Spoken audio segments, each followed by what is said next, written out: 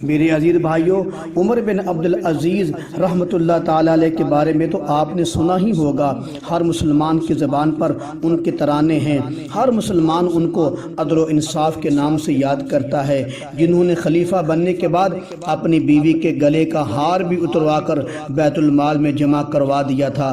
یہ سب ماں کی تربیت کا اثر تھا، کیونکہ ماں کی گود ہی بچے کا پہلا مدرسہ ہوتا ہے۔ اب دیکھیں عمر بن عبدالعزیز کس ماں کے بیٹے تھے۔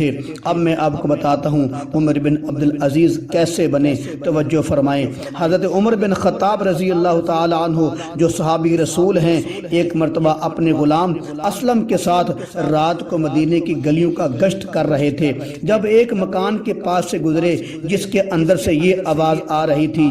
ماں اپنی بیٹی کو کہہ رہی تھی کہ بیٹی دودھ میں پانی ملا لو، پیسے زیادہ مل جائیں گے۔ اس کے جواب میں بیٹی نے کہا، اماں جان، چند دن پہلے عمر رضی اللہ عنہ نے اعلان کیا تھا کہ خبردار کوئی دودھ میں پانی نہ ڈالے۔ اس پر ماں نے کہا، یہاں کون سا عمر دیکھ رہا ہے؟ پھر بیٹی نے جواب دیا، عمر رضی اللہ عنہ نہیں دیکھ رہے تو عمر کا خدا تو دیکھ رہا ہے۔ پھر بیٹی نے کہا، یہ کیا ہوا کہ عمر کے سامنے دیانتداری کی جائے اور عمر کے بعد خیانت کی جائے؟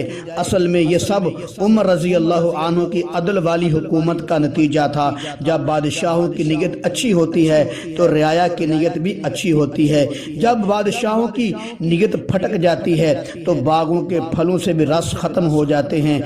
اشارہ تو آپ سمجھ گئے ہوں گے۔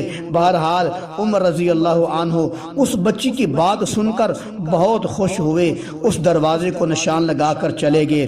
صبح ہوتے ہی عمر رضی اللہ تعالی عنہ اس بچی کے گھر تشریف لاتے ہیں، اس کی ماں سے بات کرتے ہیں کہ اس بچی کا رشتہ میرے بیٹے عاصم کے لیے دے دیں۔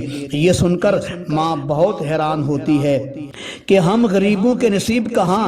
اس پر عمر رضی اللہ عنہ نے فرمایا، میں نے رات کو ہونے والی بات سنی کہ میں دودھ میں پانی نہ ملاؤں گی۔ عمر نہیں دیکھ رہا تو عمر کا خدا تو دیکھ رہا ہے۔ بچی کی ماں نے ہاں کر لی۔ پھر عمر رضی اللہ عنہ کے بیٹے عاصم کا نکاح اس بچی سے ہوا۔ اس سے اللہ تعالیٰ نے ایک اور بچی دی۔ جب یہ بچی بھی جوان ہوئی تو اس کی شادی عبدالعزیز سے ہوئی۔ پھر عبدالعزیز کو اللہ نے ایک بیٹا دیا جس کا نام عمر رکھا، تو نام بن گیا عمر بن عبدالعزیز۔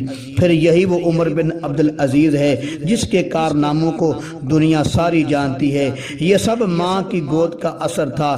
جب ماں اللہ سے ڈرنے والی ہوتی ہے، جب ماں زاہد ہوتی ہے، جب ماں زاہدہ ہوتی ہے، جب ماں عدل و انصاف والی ہوتی ہے، تو بیٹا بھی عمر بن عبدالعزیز پیدا ہوتا ہے۔